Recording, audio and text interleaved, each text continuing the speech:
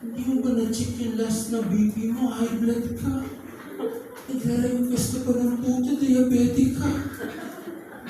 Pero dahil tira ka ng tira, ang gusto mo yung ikaw lang yung naririnig. Hindi mo na narinig na, teka, hindi pala yan pwede sa'yo. Dahil minsan ang dami mong sinasabi pero hindi ka marunong makinig sa ating Panginoon. Hindi best prayer yun.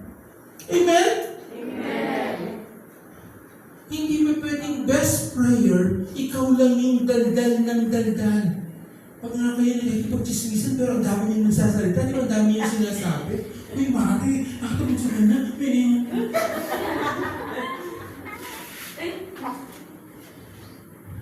Nahungguan ako.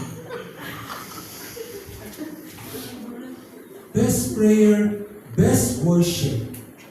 Hindi na, ang ganda ng worship natin. Nag-aawitan lahat. Yahweh, Yahweh. Best evangelist. Pagbabahagi ng salita ng ating Panginoon. So ano to?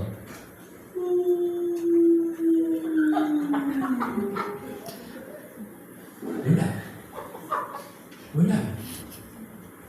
Dahil alam natin at alam niyo sa sarili niyo na hindi niyo nasishare ang mensahe ng Diyos sa iba.